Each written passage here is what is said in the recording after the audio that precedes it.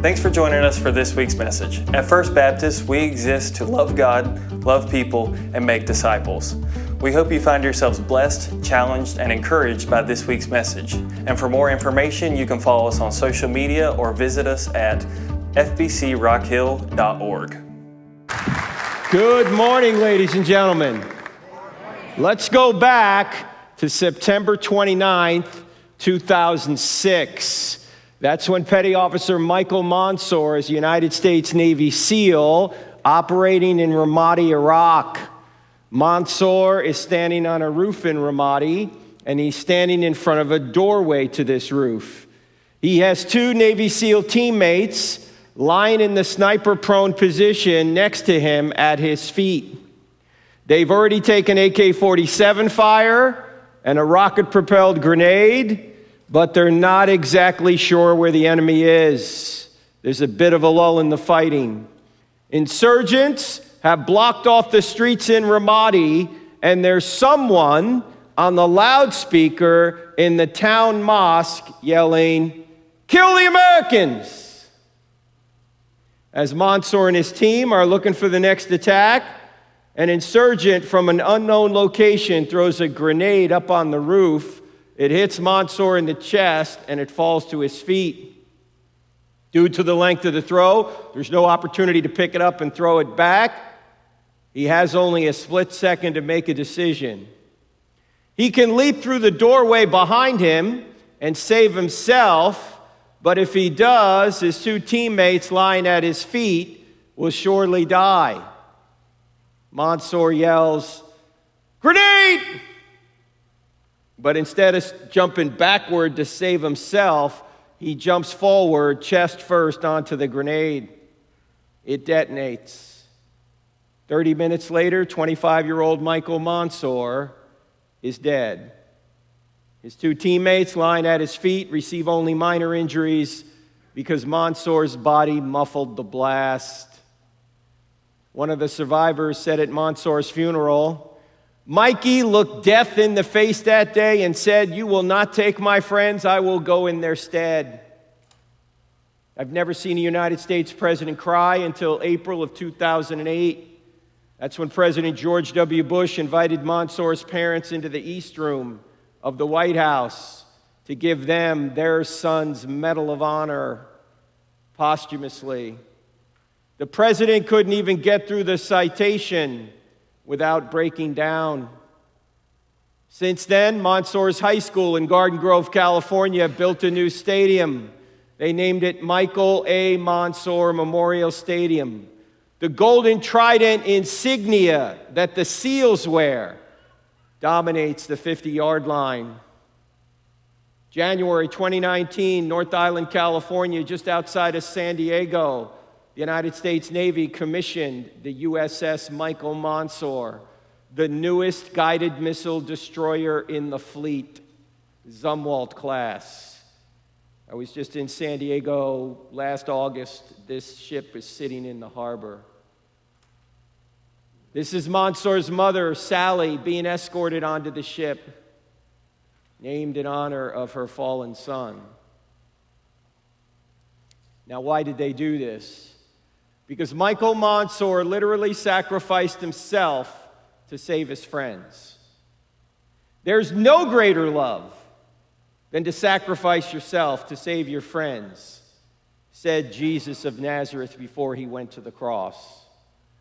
Michael Monsour sacrificed himself to save his friends. The question is, would anyone sacrifice himself to save you? And the answer is, someone already has. His name is Jesus of Nazareth. But in today's culture, a lot of people don't think the story's true. They think it's invented. After all, it was written down by religious people. And we know religious people tend to embellish things. Not only that, it's got miracles in it, like a resurrection. How many people in this room have ever seen someone rise from the dead after you knew they were dead for at least 36 hours? Yeah, none of us. Why? Because it doesn't happen.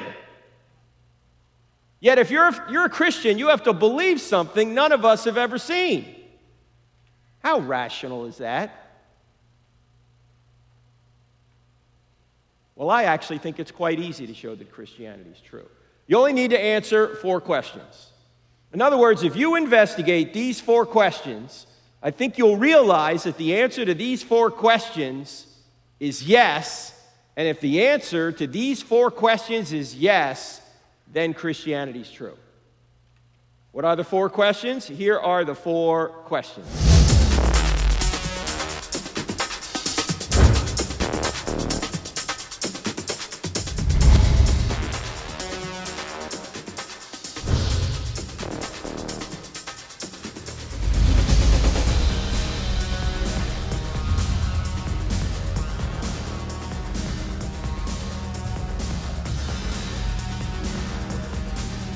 Now that is some pretty grooving music, isn't it? Yeah.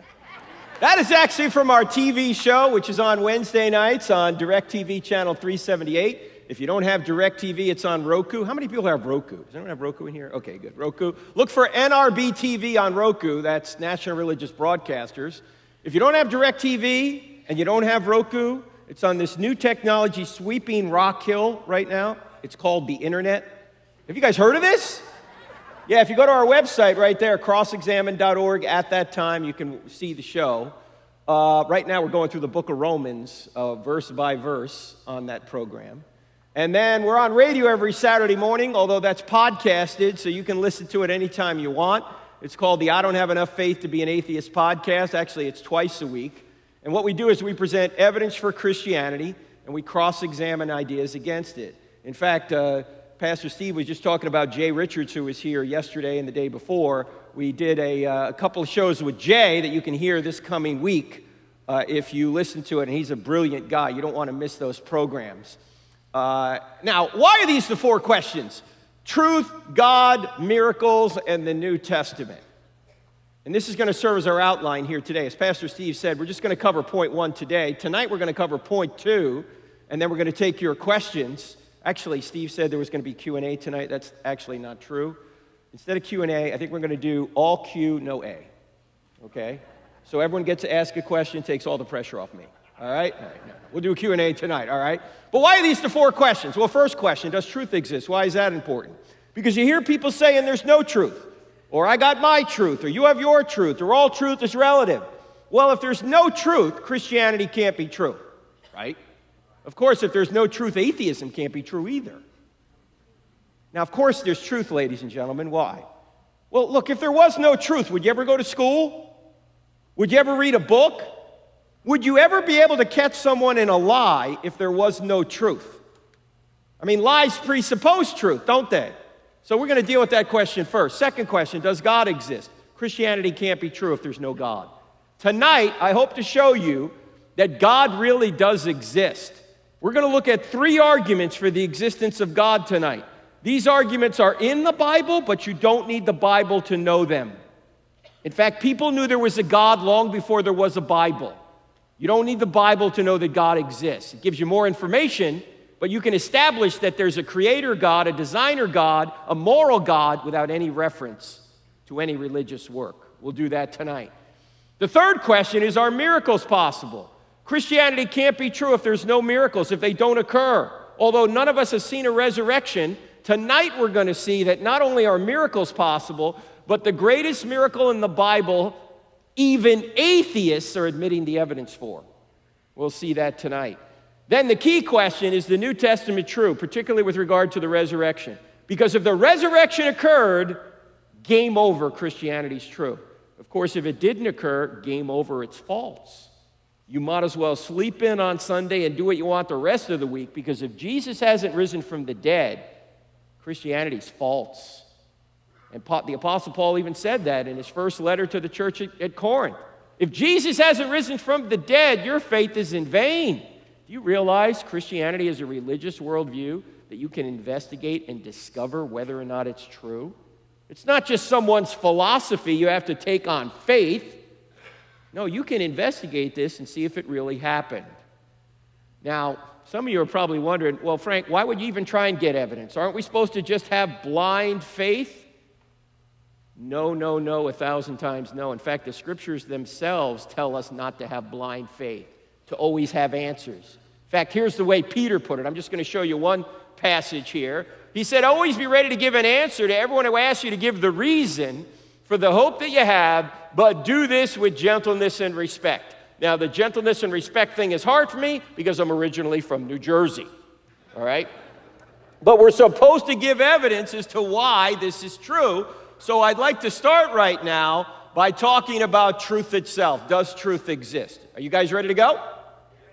Look, I know it's early, but are you guys ready to go? All right. Now, whenever you start talking about truth, you always have to start with Jack Nicholson.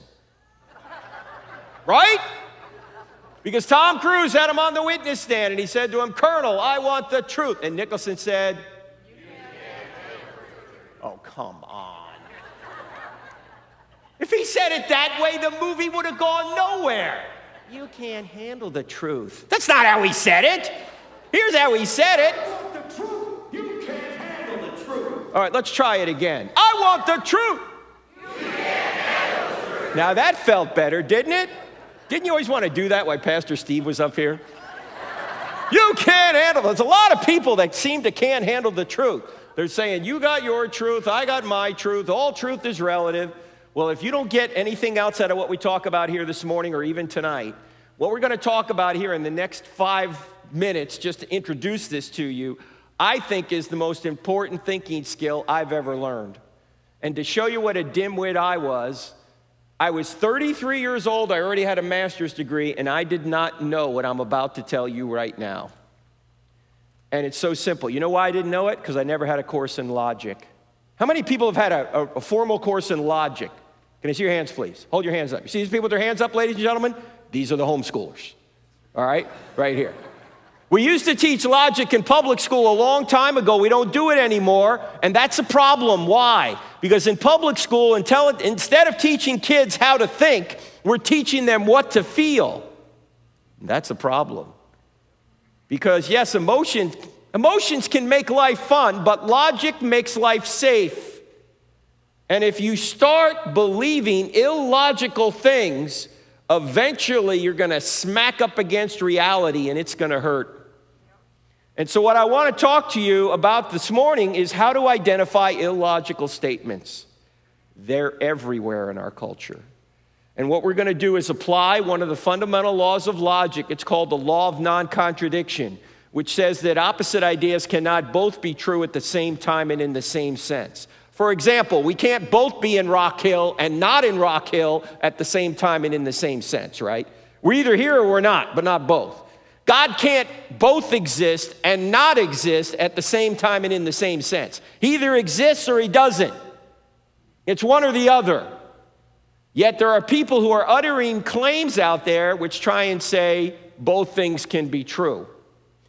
And here's the easiest way of showing you this illogic that we see in our culture. If someone were to come up to you and give you the relativistic postmodern claim that says there is no truth, you should ask that person a question. What should the question be? Yeah, if somebody says there's no truth, you want to say, hey, is that true? Is it true that there's no truth? Because if it's true that there's no truth, the claim there is no truth can't be true, but it claims to be true. Did I say that right? Can everybody see that this is a self-defeating statement? What's a self-defeating statement? A self-defeating statement doesn't meet its own standard. This is a statement that claims to be true while at the same time claiming there are no truths. In other words, if the statement's true, it's false. You see, it's contradictory. This is a statement that violates the law of non-contradiction. It would be like if I said, I can't speak a word in English. What would you say? You know, you just used English to say it. Or it'd be like me saying, my parents had no kids that lived. Or my brother is an only child. Or everything I say is a lie. Some of you will get that tomorrow. Or all generalizations are false. Some of you will never get that one, all right? These are known as self-defeating statements, and you've got to get good at identifying them because they're everywhere, and it's dangerous if you follow them. And here's the thinking skill you got to get good at. What you want to do is you want to turn the claim on itself. Turn the claim on itself. So if someone says there's no truth, you turn the claim on itself and you simply ask the question, is that true? Okay? Now, you're going to amaze your friends with this. Why? Because you can correct them without being unkind. Because you're not making statements, you're asking questions. Right? Someone says there's no truth. You say, is that true? Okay, let's do a few more.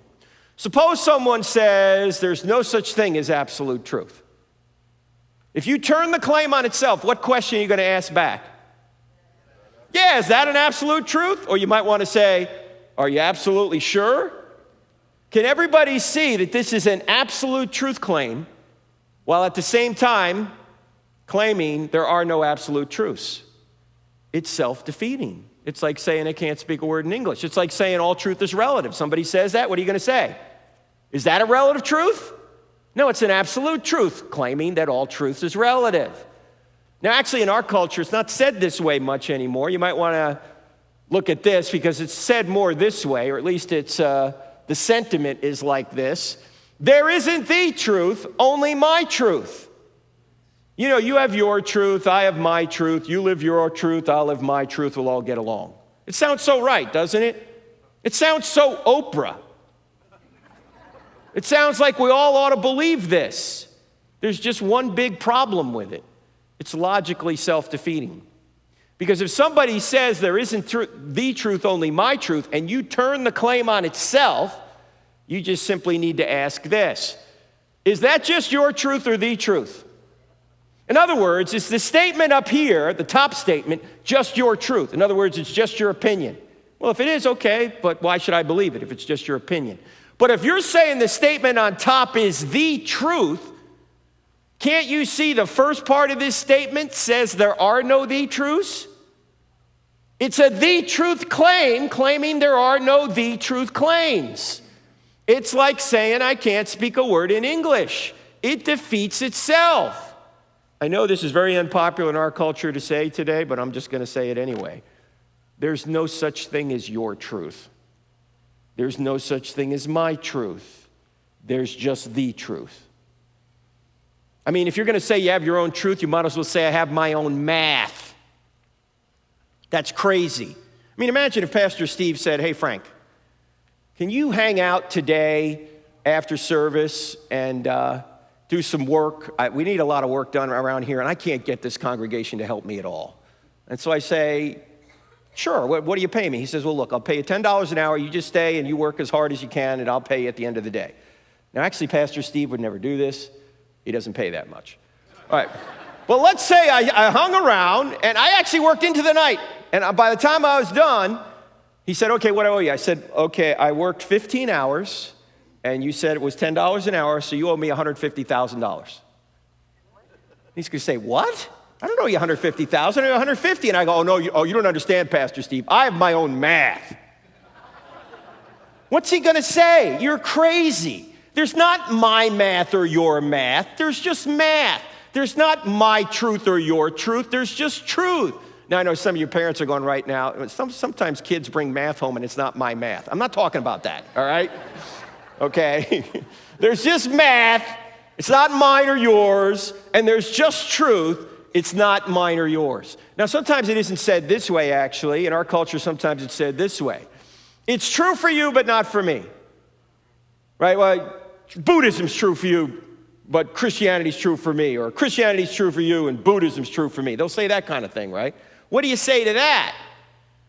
This is also self-defeating. It's just a little bit more subtle. If somebody says it's true for you but not for me, if you turn the claim on itself, you need to ask them, is that true for everybody? Is true for you but not for me true for everybody? Because the true for you but not for me is true for everybody, then true for you but not for me can't be true because it's true for everybody. Did I say that right? I know this can give you intellectual constipation if you think about it long enough, but that's because it's self-defeating. It's like saying I can't speak a word in English. Actually, there's a more fun way of dealing with this. If somebody says it's true for you but not for me, say, sure, go try that the next time you get pulled over. Let's say you're going down Highway 77. You're going 100 miles an hour. Cop sees you, pulls you over, walks up to your car, knocks on the glass. You put the window down. He says, you were going 100. It's easy to get out of a ticket. You simply say, that's true for you, but not for me. And you speed away. He can't give you a ticket if it's not true for you. No, if it's true you were going 100, that's true for all people at all times, in all places when referring to you at that time. It's just true. By the way, if it's true Jesus rose from the dead, that's true for all people at all times, in all places, whether you believe it or not. And if he didn't rise from the dead, that's also true, even if you believe it. In fact, I go to a lot of churches. I normally ask people, do you think Christianity's true? Most people will say yes, and then I'll ask them why. You know what answer I get more than any other? Because I have faith. Is that a good answer? Does your faith change whether or not God exists or Jesus rose from the dead? No. I mean, do you have to believe something to make it true? Do you have to believe in gravity to stay on the ground? Do people who don't believe in gravity float away? Hey, look, there's another one. Hey, if you believe, you'll come back. No, that's not the way it works. You say, well, why is the Bible always talking about faith then? Because there's two kinds of faith. This is a very important distinction. There's belief that, and then there's belief in. Belief that is getting evidence that God exists, that Jesus rose from the dead, that the Bible's true. This is what we call apologetics. Doesn't mean we're saying we're sorry. It comes from a Greek word meaning to give a defense. From 1 Peter 3:15, we had it up there before. Giving reasons that something's true. But all the belief that in the world won't get your moral transgressions forgiven. For that, you got to go from belief that to belief in. You see, there's a difference. You can know something's true and still not assent to it. In fact, James, the half-brother of Jesus, who wrote that little book in the New Testament called, man, you guys are sharp this morning.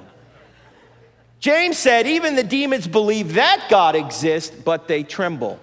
Do you know that if God exists and Jesus and demons exist, and both those statements are true, that Jesus did rise from the dead and that demons do exist, that demons know that better than we do?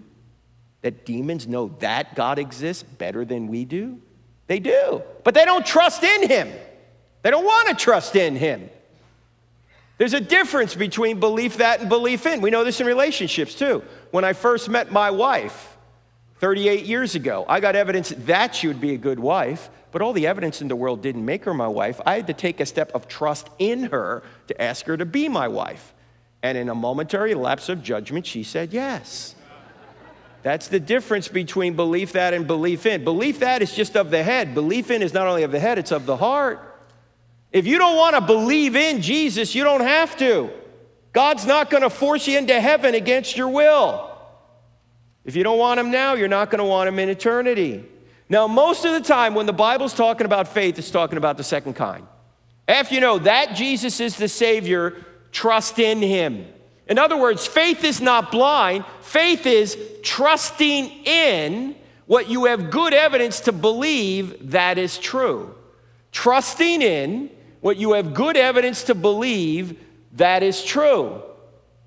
In fact, John, who wrote the biography we call the Gospel of John, the last verse of chapter 20, I'm paraphrasing it, he puts belief that and belief in one verse. He says, these things were written down so that you may know that Jesus is the Savior, and by believing in him, you may have life in his name. Belief that and belief in. You need both. You ought to have evidence that it's true, and then you ought to trust in Jesus because he is the Savior. Now, how about this? You're going to hear this, especially if you go to university. There is no truth in anything but science. If someone says this, all you need to do is turn the claim on itself. What question are you going to ask back? What's that? Is science true? You're close. Yeah, is that a scientific truth? Can you go in the laboratory and prove that claim? No, that's a philosophical claim. That's not a statement of science, that's a statement about science. In fact, you can't do science without philosophy. Science is built on philosophy. In fact, every academic discipline is built on philosophy. When you get a PhD, what does the PhD stand for? Not phenomenally dumb. It stands for philosophy of, doctorate in physics, biology, history, whatever it is. You can't read the Bible without philosophy. Philosophy, right thinking about reality. You're bringing certain philosophical principles whenever you open the Bible to the text. In fact, in the book, both I Don't Have Enough Faith to Be an Atheist and another book we have on the book table back there called Stealing from God, we have a section in each one of those books. The title of the section is this: Science doesn't say anything. Scientists do. Now, why am I saying that? Because all data needs to be gathered and all data needs to be interpreted. And who does that? Scientists do that. You ever wonder why you've gotten such conflicting advice on COVID?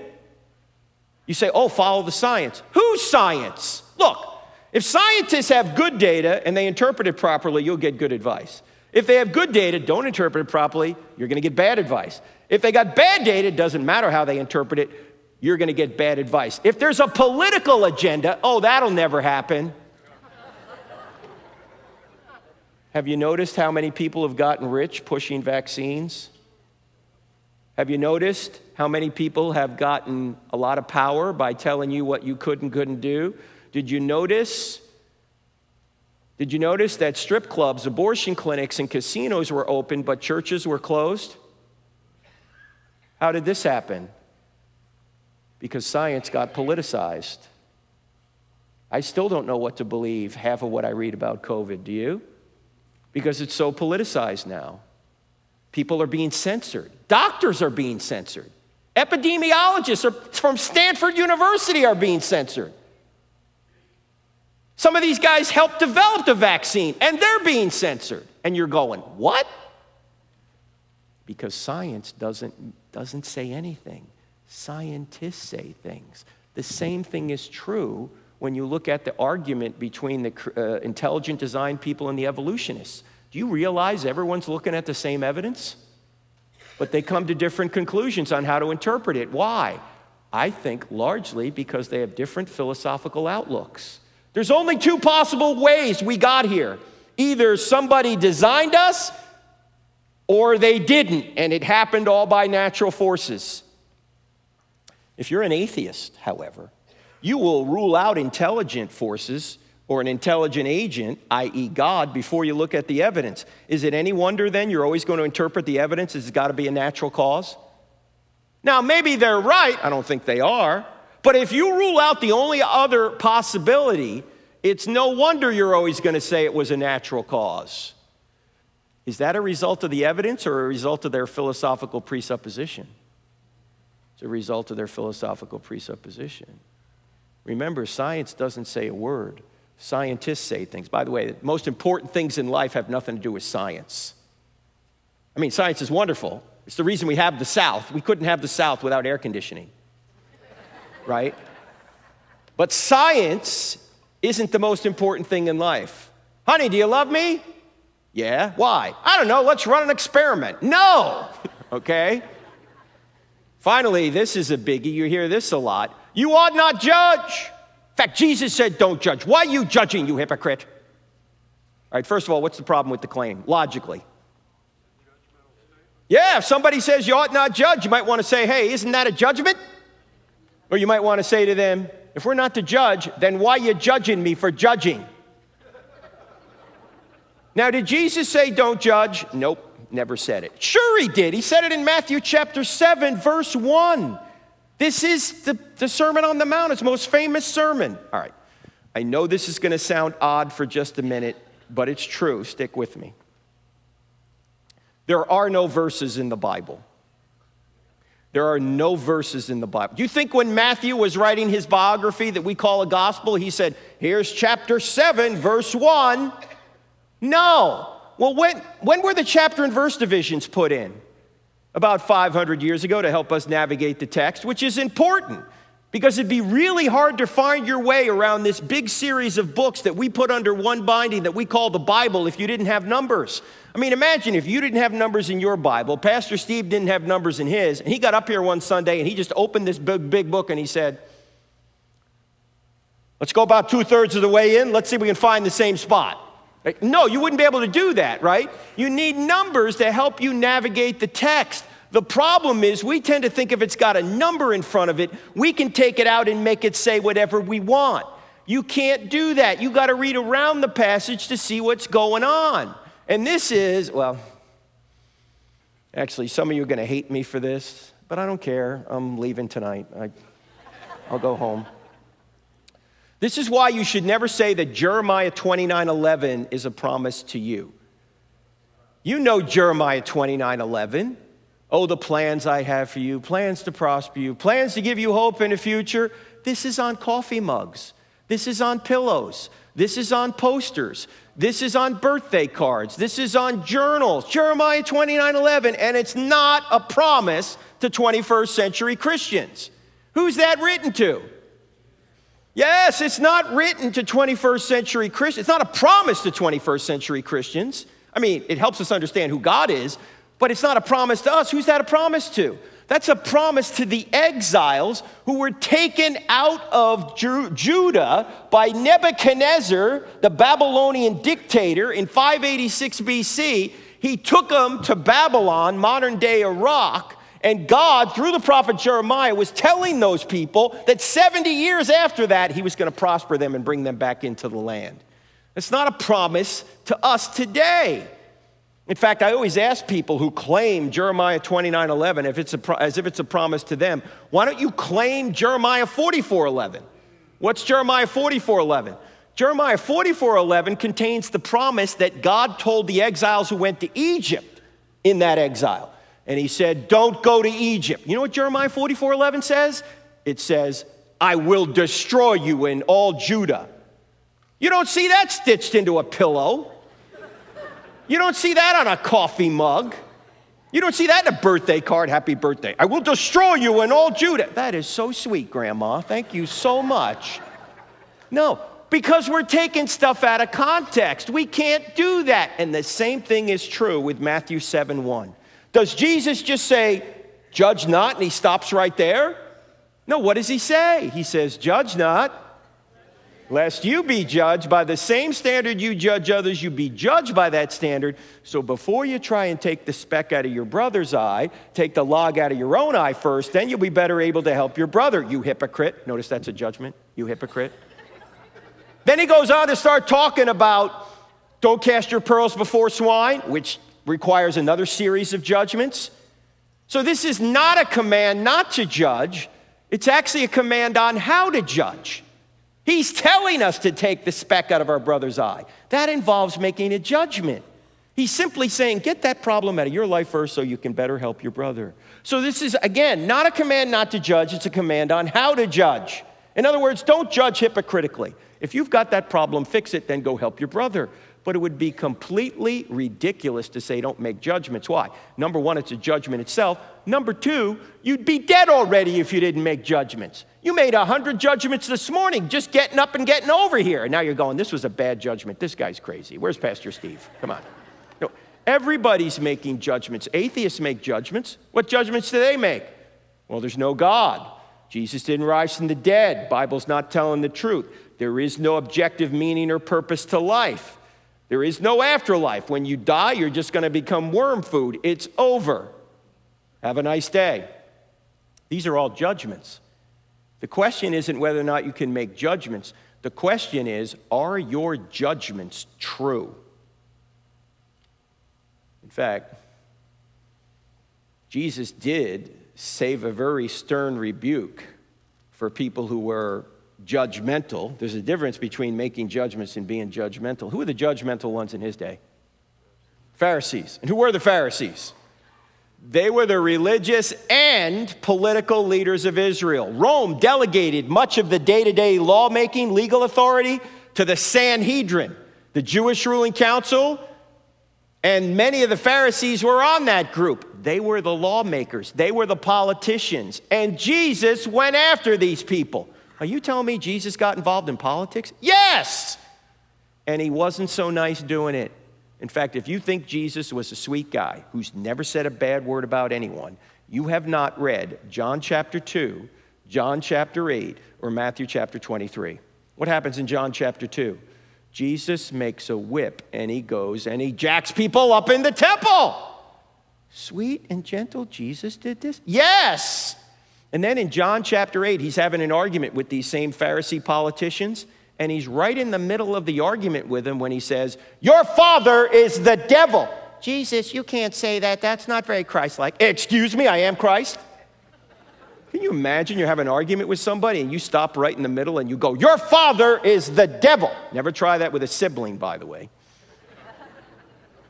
And then in Matthew 23, he really goes after these politician Pharisees. He says, "Woe to you, scribes and Pharisees, you hypocrites. You strain out a gnat and swallow a camel.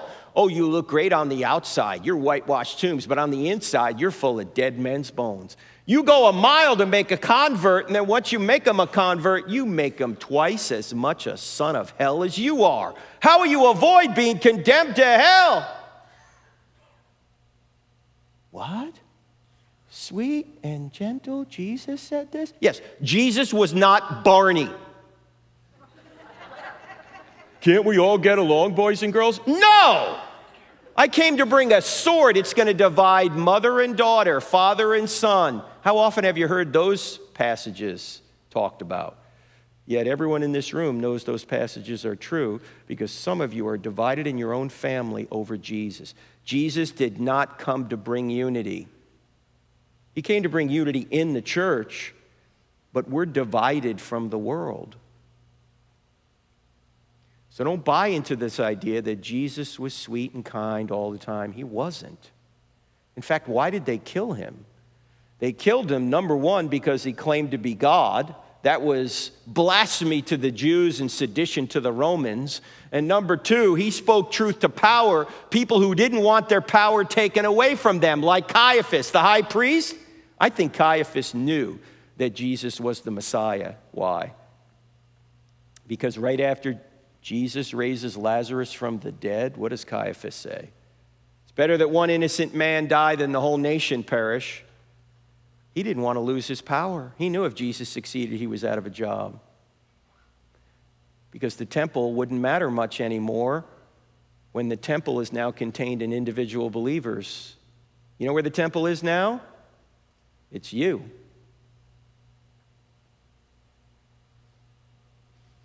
So don't buy into this idea you can't make judgments. You have to make judgments without being judgmental. By the way, I've noticed one other thing about judging. You ever notice that when you compliment somebody, which is a judgment, nobody gets upset? You know, if you say to your best friend, "I really love you. You're such a wonderful person. I wish I could be like you." You think your friend's going to say, "Well, who are you to judge?" Okay, nobody's going to say that, right? I've noticed that people don't have a problem with judging. They just have a problem with judgments they don't like. In fact, if you tell somebody something that's true and they get upset with you, you just help convict them. As Augustine said, we love the truth when it enlightens us. We hate the truth when it convicts us. For you military people in here, and by the way, I was in the Navy for 8 years, which stands for never again volunteer yourself. For you military people in here, you always get more flack when you're over the target. If you tell somebody something that's true and they're shooting back at you, you're over the target. They don't want their evil deeds exposed. So we have to tell the truth.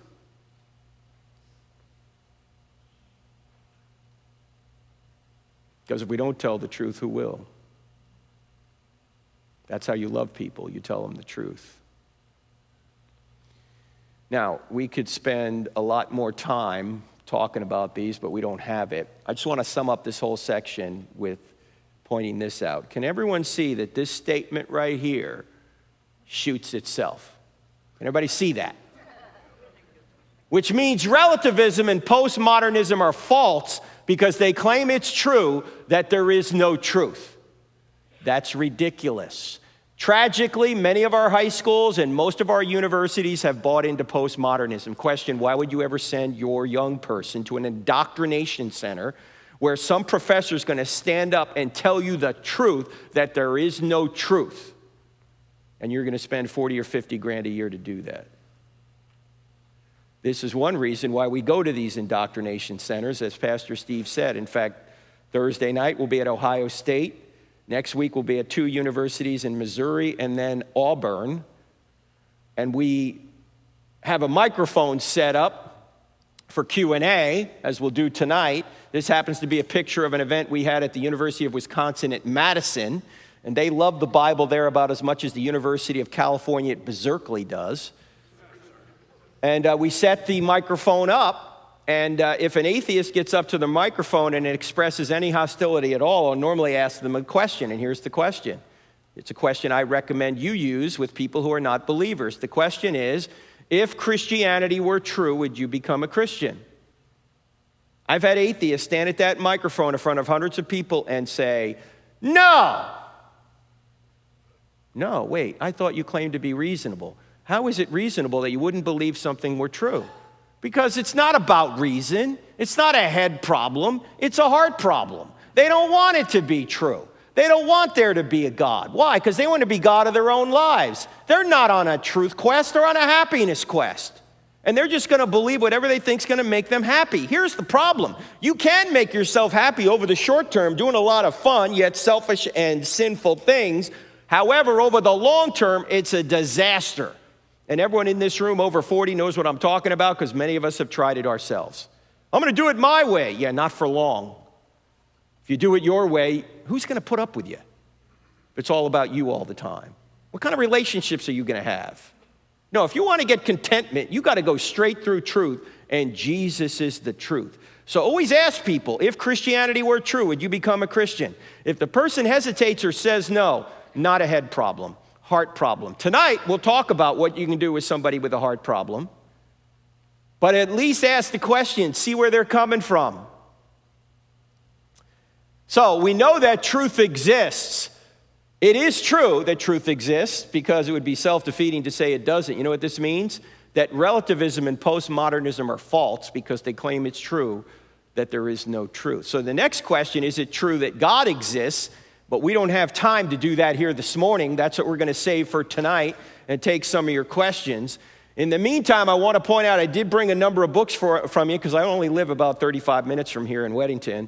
So I brought some more books than I normally do. And by the way, I want to point out that all the proceeds from the sale of the books and the DVDs we have there are going to feed needy children. Mine, okay? Just so you know. Now, actually, I want to send you the entire PowerPoint presentation. This PowerPoint presentation, I've only shown you about 20 slides today. The whole thing has 362, okay?